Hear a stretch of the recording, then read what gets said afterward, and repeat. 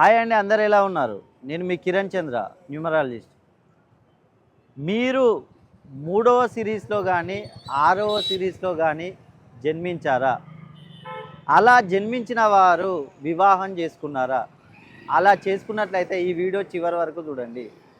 ఎందుకంటే ఈ ఆరవ సిరీస్లో జన్మించిన వారు మూడవ సిరీస్లో జన్మించిన వారిని కనుక వివాహం చేసుకున్నట్లయితే వారికి అన్ని సమస్యలే. 6, 15, 24 ఈ సిరీస్లలో మీరు జన్మించి 3, 12, 21, 30 ఈ సిరీస్లలో జన్మించిన వారిని కనుక మీరు వివాహం చేసుకున్నట్లయితే మీకు భార్యాభర్తల మధ్యలో అనేక గొడవలు, కలహాలు, కుటుంబ కలహాలు, అదేవిధంగా అత్తాకోడళ్ళ మధ్యలో గొడవలు, ఇలా అనేక రకాల సమస్యలు వస్తూ ఉంటాయి.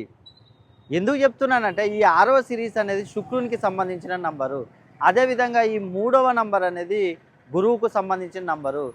ఈ 2 నంబర్లు ఆపోజిట్ నంబర్లు కాబట్టి 6వ సిరీస్ వారు 3వ సిరీస్ వారిని కనుక వివాహం చేసుకున్నట్లయితే మీకు అనేక సమస్యలు తలెత్తుతుంటాయి.